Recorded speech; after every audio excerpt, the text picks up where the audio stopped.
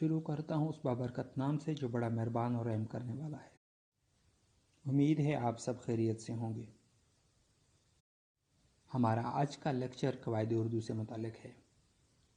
قواعد کے بارے میں پڑھنے سے پہلے یہ جاننا ضروری ہے کہ زبان کیسے مارز وجود میں آتی ہے، حرف کہاں سے اخذ کیے جاتے ہیں، صوت کس چیز کا نام ہے۔ قواعد کے بارے میں پڑھنے سے پہلے میں ایک مقولہ آپ کو سناتا ہوں۔ کسی مفکر کے مطابق انسانی تہذیب کا آغاز اس وقت ہوا جب پہلے انسان نے پتھر کے بجائے زبان سے جواب دیا۔ اگر اس قول کو دیکھیں تو ہمیں یہاں سے معلوم پڑتا ہے کہ زبان کا آغاز کہاں سے ہوتا ہے، جہاں سے انسانی تہذیب کا آغاز ہوتا ہے، یعنی کہ انسان نے کسی ظلم کے جواب میں، کسی زیادتی کے جواب میں پتھر کا جواب پتھر سے دینے کے بجائے زبان سے دیا، یعنی کہ پہلا لفظ یا پہلا حرف کہاں سے آیا؟ صوت سے آیا۔ یعنی انسان کے منہ سے نکلنے والی آواز نے حرف یا لفظ کو جنم دیا، جس سے بعد میں علامت کی شکل میں وضع کیا گیا یا جس کے لیے علامت وضع کی گئی، اور اس طرح ایک حرف کی عملی شکل سامنے آئی جو حروف کی شکل میں یا حروف تہجی کے نام سے مشہور ہوئی، یا جسے حروف تہجی کہا جاتا ہے۔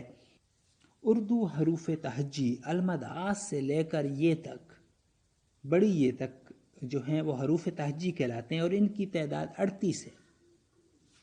اسی طرح حرف سے جب ہم آگے جاتے ہیں تو حروف کا درجہ آتا ہے۔ حروف جب دو یا دو سے زائد حرف آپس میں ملتے ہیں تو وہ حروف کہلاتے ہیں، اور ان حروف کے ملنے سے، ایک خاص ترتیب سے ملنے سے لفظ وجود میں آتا ہے یا لفظ بنتا ہے۔ جیسے المدا اور گاف ملتے ہیں تو آگ بنتا ہے، پے، الف، نون اور چھوٹی یہ ملتی ہے تو پانی بنتا ہے۔ جیسے سین اور بے ملتے ہیں تو سب بنتا ہے۔ اور اسی طرح اگر ہم دیکھیں کہ پے، الف، کیا، سین، تے، الف اور نون ملتے ہیں تو پاکستان بنتا ہے۔ یعنی کہ ہم حرف سے چلے۔ حرف کیا ہے؟ بنیادی علامتیں ہیں جو کسی انسانی منہ سے نکلنے والی صوت کے لیے ترتیب دی گئیں یا وضع کی گئیں۔ جب ایک یا ایک سے زیادہ وہ علامتیں آپس میں ملیں تو وہ حروف بنیں، اور اگر وہ ایک خاص ترتیب سے ملیں تو ان حروف سے ایک لفظ بنا، اور لفظ کی ہمیں معلوم ہے کہ کیا ہے۔ جیسے ہم نے مثالیں دیکھ لیں کہ سین اور بے ملتے ہیں تو سب ہوتا ہے، المدا اور گاف ملتے ہیں تو آگ ہوتا ہے، پے، الف، نون اور چھوٹی یہ ملتی ہے تو پانی بنتا ہے۔ اب ہم پانی سے لفظ سے آگے جاتے ہیں تو ہم دیکھتے ہیں کہ مزید لفظ کی اقسام جو ہیں وہ بنائی گئی ہیں، یا دو ایسی چیزیں ہیں جن کو لفظ کی اقسام کہا گیا ہے۔ یعنی کہ ہم کہہ سکتے ہیں کہ ہمارے پاس گرامر کے روح سے، یا جنہوں نے گرامر ترتیب دی ہے، یا جو زبان سمجھنے والے ہیں، جو اہل زبان ہیں، جنہوں نے زبان پر کام کیا ہے، جیسے مولوی عبدالحق ہیں یا باقی لوگ ہیں، استاد ابراہیم ذوق کا نام بڑا مشہور ہے اس حوالے سے، تو انہوں نے ان کے مطابق انہوں نے جو گرامر کے رول یا قواعد بنائے ہیں یا بیان کیے ہیں، جیسے مولوی عبدالحق کی کتاب قواعد اردو میں بیان ہے، وہ کلمہ اور محمل ہیں۔ تو کلمہ وہ لفظ ہے جس کے کچھ معنی ہوتے ہیں، یعنی بامانی لفظ کو کلمہ کہتے ہیں۔ وہ جو کوئی معنی رکھتا ہو کلمہ کہلاتا ہے۔ اسی طرح لفظ کی دوسری قسم محمل ہے۔ ہم نے اگر دیکھ لیا کہ لفظ کی دو اقسام ہیں، کلمہ ہے اور محمل ہے، تو کلمے کے تعریف کو اگر دیکھا جائے تو وہ تعریف ہم نے یوں کی کہ کلمہ بنیادی طور پر وہ لفظ ہے جو بامانی ہو۔ اس تعریف کو اگر دیکھا جائے تو محمل بنیادی طور پر وہ لفظ ہے جس کے کچھ معنی نہ ہوں، لیکن وہ کلمے کے ساتھ، یعنی کہ بامانی لفظ کے ساتھ استعمال ہوتا ہو، تو وہ کیا کہلاتا ہے؟ وہ کہلاتا ہے محمل۔ جیسے ہم استعمال کرتے ہیں چائے وائے، تو چائے جو ہے وہ کلمہ ہوتا ہے، وائے جو ہے وہ محمل ہے۔ اسی طرح گائے شائے ہے تو گائے کلمہ ہے، شائے جو ہے وہ محمل ہے۔ یا کام کاج ہے تو کام جو ہے وہ کلمہ ہے، کاج جو ہے وہ محمل ہے۔ اس سے آگے ہم چلتے ہیں کلمے کی اقسام پہ. تو کلمے کی 3 اقسام ہیں. کلمے کی 3 اقسام ہیں: اسم، فعل اور حرف. کلمے کی کتنی اقسام ہیں؟ کلمے کی 3 اقسام ہیں: اسم، فعل اور حرف. تو جیسے آپ نے پڑھا بھی ہوگا، آپ میں سے بہت سے لوگ جانتے بھی ہوں گے کہ اسم کیا ہے. کسی شخص، چیز یا جگہ کا نام جو ہے وہ اسم ہے. کسی شخص، چیز یا جگہ کا نام اسم. تو ہم دیکھ سکتے ہیں کہ اگر شخص، مثالوں میں دیکھیں تو شخص اقبال، محمد علی، یہ شخص ہیں، شخص کا نام ہے، تو یہ اسم کہلائیں گے. اسی طرح کرسی، میز، گلاس، یہ جگ جو ہیں وہ چیز کی کیٹیگری میں آ جائیں گی، چیز کے درجہ بندی میں آئیں گے. اور اسلام آباد، راولپنڈی، لاہور، تو یہ جو ہیں یہ جگہ کی کیٹیگری میں، جگہ کی درجہ بندی میں آ جائیں گے. اس سے ہم نے دیکھا کہ کلمے کی بنیادی طور پر 3 اقسام ہیں. پہلی قسم کیا ہے؟ اسم ہے. اسم کسی شخص، چیز یا جگہ کا نام ہے.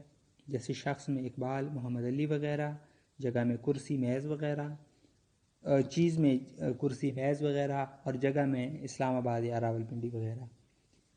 تو یہاں تک اسم تھا. آگے ہم فعل کو دیکھتے ہیں.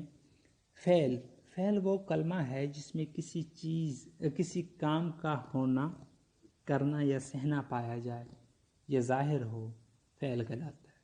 فعل وہ کلمہ ہے جس میں کسی کام کا ہونا، کرنا یا سہنا پایا جائے یا ظاہر ہو، فعل کہلاتا ہے. جیسے آنا، جانا، کھانا وغیرہ. جیسے آنا، جانا، کھانا وغیرہ. اسی طرح فعل کو ہم مزید 3 درجہ بندی میں بھی گنتے ہیں، جیسے فعل ماضی، حال اور مستقبل. تو یہ فعل کی مزید اقسام ہیں اور ان کی مزید اقسام ہیں، لیکن وہ ہم بعد میں کسی لیکچر میں دیکھیں گے. اب یہاں پہ مزے کی ایک بات ہے کہ ہم نے سب سے پہلے جب آغاز کیا تو ہم نے کہا صوت بنتی ہے. صوت کے لیے جو علامت وضع کی جاتی ہیں وہ ہوتی ہیں حرف، تو وہ حروف تہجی کہلاتی ہیں. لیکن حرف کی ایک اور بھی قسم ہے. یہ وہ حرف ہے جو کلمے کی اقسام میں آتا ہے، یعنی کہ کلمے کی قسم میں بھی ایک حرف آتا ہے. اور وہ حرف وہ کلمات جو نہ تو اسم ہوں اور نہ ہی فعل ہوں، بلکہ 2 اسموں کو آپس میں ملاتے ہوں تاکہ فقرے کا مطلب پورا بیان ہو. مثلا کا، کے، کی وغیرہ. اس کی مزید اقسام ہیں، وہ بھی ہم کسی اور لیکچر میں دیکھ لیں گے، وہ کافی زیادہ ہیں. جیسے حروف تحسین ہے، حروف اضافت ہے، حروف جار ہے. تو یہ کافی سارے اقسام ہیں، وہ ہم پھر کسی لیکچر میں دیکھیں گے. ابھی ہم بنیادی طور پر تھوڑا سا گرامر کا ایک بنیادی ڈھانچہ ہے اس کو دیکھنے کی کوشش کر رہے ہیں. جیسا کہ ہم نے ابھی پڑھا، کلمہ بمعنی لفظ کو کلمہ کہتے ہیں. تو زیادہ بمعنی الفاظ ہوں گے تو انہیں کیا کہا جائے گا؟ اہم سوال ہے کہ ویسے تو ہم ایک جو لفظ ہے، جو بامعنی لفظ ہے، تو اس کو ہم کلمہ کہتے ہیں. لیکن اگر ایک سے زیادہ بامعنی لفظ ہیں تو ان کو کیا کہیں گے؟ تو گرامر میں ان کو کلمات یا مرکب کہتے ہیں. گرامر میں انہیں کیا کہتے ہیں؟ کلمات یا مرکب کہتے ہیں. اور گرامر کی روح سے مرکب کی 2 اقسام ہیں. گرامر کی روح سے مرکب کی 2 اقسام ہیں، ایک مرکب ناقص اور دوسرے مرکب تام. مرکب ناقص جس میں کلام کا مطلب واضح نہ ہو، خود تو بامعنی ہو لیکن کلام کا مطلب اس سے واضح نہ ہو، گو اس سے بات سمجھ میں نہ آئے. یہ جو سن رہا ہے، جو سامع ہے، وہ اس بات کا مطلب نہ سمجھ سکے، اس کے مفہوم کو نہ سمجھ سکے، وہ مرکب ناقص ہے. لیکن مرکب تام کیا ہے؟ وہ جو 2 یا 2 سے زیادہ الفاظ کا مجموعہ ہے، بمعنی الفاظ کا مجموعہ ہے، اور جس سے بات پوری طرح سمجھ میں آ جاتی ہے یا واضح ہو جاتی ہے، مرکب تام ہے. جیسے مرکب ناقص میں ہم دیکھتے ہیں کہ پیا ہے، گیا ہے وغیرہ وغیرہ. تو پیا ہے یا گیا ہے اس سے کچھ بھی واضح نہیں ہوتا. گو کہ یہ بامانی ہے، پیا سے ہمیں معلوم ہے کہ کوئی چیز پی گئی ہے، یا گیا ہے اس سے مطلب جانا مراد ہے، لیکن اس سے یہ مطلب واضح نہیں ہو رہا کہ کیا پیا ہے اور کون گیا ہے. ٹھیک ہے، جب ہم اس کو بالکل واضح انداز میں دیکھتے ہیں کہ جیسے ہم کہتے ہیں کہ دودھ پیا ہے، یا فلاں نے دودھ پیا ہے، فلاں بازار گیا ہے، تو وہ مرکب تام کہلائے گا، یعنی کہ اس میں مطلب واضح ہو جائے گا اور بات پوری طرح سمجھ میں آ جائے گی. لیکن مرکب ناقص میں بات پوری طرح سمجھ نہیں آئے گی. گو دونوں بامانی الفاظ کا استعمال ہوا ہوگا، لیکن وہ اپنے مطلب کو واضح نہیں کر رہے ہوں گے. آگے جملے کے اقسام کے بارے میں ہم دیکھ لیتے ہیں، جملے کے حصوں کے بارے میں اقسام کہہ گیا. جملے کے حصوں کے بارے میں دیکھ لیتے ہیں کہ جملے کے دو حصے ہوتے ہیں، مسند اور مسند علیہ. مسند اور مسند علیہ جملے کے کتنے حصے ہوتے ہیں؟ دو حصے ہوتے ہیں، مسند اور مسند علیہ. مسند جملے میں جو کچھ بیان کیے جاتا ہے مسند کہلاتا ہے. مسند کیا ہے؟ مسند وہ کہ جملے میں جو کچھ بیان کیا جاتا ہے یا بیان کیا گیا ہوتا ہے مسند کہلاتا ہے. جیسے آتا ہے، جاتا ہے، گیا تھا، یا آئے گا، جائے گا. ٹھیک ہے، تو یہ کیا ہے؟ یہ مسند ہے. لیکن مسند علیہ جملے میں جس چیز یا نام کے بارے میں بیان کیا جاتا ہے مسند علیہ کہلاتا ہے. یعنی کہ ہم نے دیکھا کہ جو بیان کیے جاتا ہے، جو بیان ہو رہا ہے، جس وقوع کو، جس بات کو یا جس فعل کو بیان کیا جا رہا ہے وہ مسند ہے. جیسے آنا، جانا، آتا، جاتا، یہ کیا ہے؟ مسند ہے. لیکن مسند علیہ کیا ہے؟ جملے میں جس چیز کے بارے میں بیان کیا جاتا ہے. یعنی کہ علی جاتا ہے، علی آتا ہے، تو علی کیا ہے؟ وہ مسند علیہ میں آ جائے گا. ٹھیک ہے، اور آتا ہے، جاتا ہے، جو وہ کیا ہیں؟ وہ مسند ہیں. ہم بناوٹ کے لحاظ سے اسم کی اقسام دیکھ لیتے ہیں. بناوٹ کے لحاظ سے اسم کی 3 اقسام ہیں. بناوٹ کے لحاظ سے اسم کی 3 اقسام ہیں، اسم جامد، اسم مصدر اور اسم مشتق. اسم جامد ایسا اسم جو نہ تو خود کلمہ یا لفظ سے بنا ہو اور نہ ہی اس سے کوئی دوسرا کلمہ بن سکے. یعنی اسم جامد وہ ہے جو نہ تو خود کسی سے بنتا ہے، نہ اس سے آگے کوئی چیز بنتی ہے، بلکہ وہ اسی حالت میں رہتا ہے، وہ وہیں پہ رہتا ہے. تو وہ کیا ہے؟ وہ اسم جامد ہے. یعنی کہ نہ تو اس میں کوئی اضافہ ہوتا ہے، نہ اس میں کوئی کمی ہوتی ہے، نہ کسی کی طرف سے وہ آتا ہے، نہ اس سے کوئی آتا ہے. یعنی کہ وہ خود ہی اکائی ہے. ہم کہہ سکتے ہیں کہ نہ تو وہ کسی کا باپ ہے، نہ اس کا کوئی باپ ہے. اسم جامد یعنی کہ جو اس کا کوئی آنے کا سورس نہیں اور جس سے مزید کوئی چیز نہیں بن رہی. یعنی کہ نہ تو وہ خود کسی چیز سے بن رہا ہے، نہ اس سے کوئی چیز بن رہی ہے، تو وہ کیا ہے؟ اسم جامد ہے.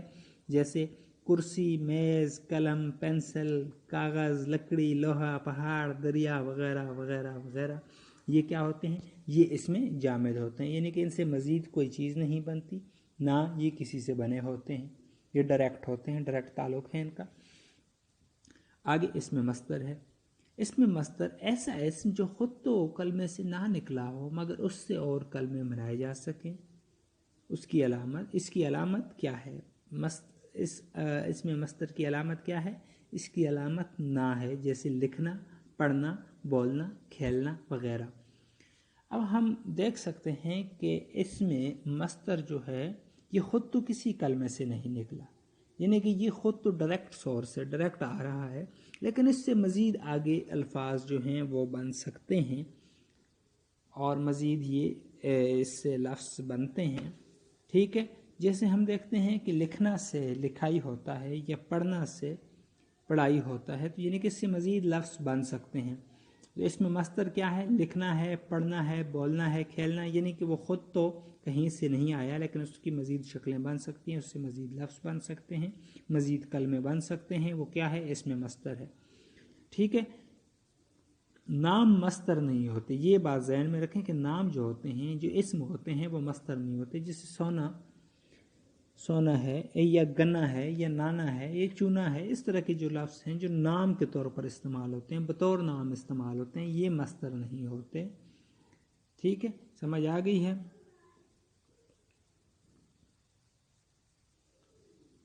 آگے ہم دیکھتے ہیں اسم مشتق. تو ہم نے دیکھا کہ اسم مصدر کیا ہے. اسم مصدر وہ جو خود تو کسی سے نہیں نکلا لیکن اس سے آگے کوئی نکل سکتا ہے، اس سے کوئی آگے کلمہ بن سکتا ہے. تو اس سے جو اسم مصدر سے جو آگے بننے والا کلمہ ہے وہ اسم مشتق کہلاتا ہے.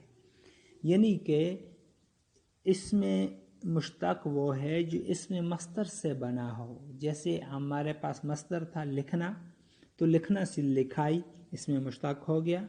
ہمارے پاس مصدر تھا پڑھنا، تو پڑھنا سے پڑھائی اسم مشتق ہو گیا. ٹھیک ہے، یہ چیز آپ کو سمجھ آ گئی ہے. یعنی کہ نہایت آسان چیز ہے. اس میں ایک کی جو اقسام ہیں بناوٹ کے لحاظ سے وہ نہایت آسان ہے. کیسے کہ جسے سب سے پہلے اس میں جامد آتا ہے. اس میں جامد ٹھوس ہے، جامد ہے، نہ تو وہ خود کسی سے بنتا ہے نہ اس سے کوئی چیز بن سکتی ہے. جب ہم آگے جاتے ہیں دیکھتے ہیں تو اس میں مصدر آتا ہے. اس میں مصدر جامد کی ایک خوبی کو لے کے چل رہا ہے. اس میں جامد کی کون سی خوبی کو لے کے چل رہا ہے کہ خود تو کسی سے نہیں بنا، خود کسی اسم سے ایک ایسے اسم جو خود تو کسی کلمے سے نہیں بنا لیکن اس سے مزید آگے کلمہ بن سکتا ہے. یعنی کہ اس میں مصدر نے جامد کی ایک خوبی کو کیری کیا، یعنی کہ خود تو کسی سے نہیں بنا لیکن اس سے آگے بن سکتا ہے. تو کیا ہے وہ اس میں مصدر ہے. جامد کیا ہے؟ نہ تو کسی سے بنا ہے نہ اس سے کوئی بن سکتا ہے. اس میں مصدر کیا ہے؟ جو خود تو کسی سے نہیں بنا لیکن اس سے آگے بن سکتا ہے. اس میں مشتق کیا ہے کہ وہ اس میں مصدر سے بن رہا ہے. اس میں مصدر سے بن رہا ہے تو وہ کیا ہے؟ اس میں مشتق ہے. بلحاظ معنی ہم دیکھ لیتے ہیں اسم کی اقسام کہ بلحاظ معنی کتنی اقسام ہیں. تو بلحاظ معنی اسم کی 2 اقسام ہیں جسے ہم اسم معارفہ اور اسم نکرہ کے نام سے جانتے ہیں. اسم معارفہ خاص اسم کو کہتے ہیں، اسم نکرہ عام اسم کو کہتے ہیں. تو ہم اسم معارفہ کی ڈیفینیشن کچھ اس طرح کر سکتے ہیں کہ وہ اسم جو خاص چیز، جگہ یا شخص کے لیے استعمال کیا جائے وہ اسم معارفہ ہے. جیسے علامہ اقبال ہے، قائد اعظم ہے، کوہ مری ہے، دریائے راوی ہے، پاکستان یا ایران ہے. تو یہ کیا ہے؟ یہ اسم معارفہ ہے. اسی طرح اسم نکرہ جو ہے وہ اسم ہے جو کسی عام فرد، عام چیز یا عام جگہ کے لیے استعمال کیا جائے. یا ہم اس کی ڈیفینیشن ایک اور طریقے سے بھی کر سکتے ہیں کہ وہ اسم جو خاص فرد، جانور، جگہ یا چیز کے لیے نہ ہو وہ کیا ہے؟ اسم نکرہ ہے. یعنی کہ جو کسی خاص کے لیے نہ ہو تو وہ اسم نکرہ ہے، اور جو کسی خاص کے لیے ہے تو وہ اسم معارفہ ہے. تو ہم دیکھ سکتے ہیں کہ اسم نکرہ کی اقسام کیا ہیں. جیسے ہم کہتے ہیں آدمی ہے، لڑکا ہے، دریا ہے، شہر ہے، ملک ہے، درخت ہے، کتاب ہے، عورت ہے، مرد ہے، قلم ہے، مکان ہے، اسکول ہے. تو یہ سارے کیا ہیں؟ اسم نکرہ کی مثالیں ہیں. ہم نے آج کافی کچھ گرامر کی کافی کچھ پورشن کو ٹچ کیا ہے، کافی ساری چیزیں ہم نے دیکھی ہیں. تو اس حوالے سے اگر کوئی چیز آپ کو سمجھ نہ آئی ہو یا آپ کوئی چیز جاننا چاہتے ہوں، کوئی ایسی چیز جو ہم نے پڑھی ہو اور کوئی کنفیوژن ہو، تو اس حوالے سے آپ واٹس ایپ کے ذریعے مجھ سے رابطہ کر سکتے ہیں. اور میں ہر وقت آپ کی رہنمائی کے لیے موجود ہوں. کسی قسم کا سوال ہو، اس لیکچر سے ہٹ کے بھی اگر کوئی سوال ہو تو آپ وہ سوال بھی پوچھ سکتے ہیں. انشاءاللہ ہم جلد حاضر ہوں گے اگلے لیکچر کے ساتھ، نئے موضوع کے ساتھ. اس وقت کے لیے آپ سب کو اللہ کی امان میں دیا. اللہ حافظ.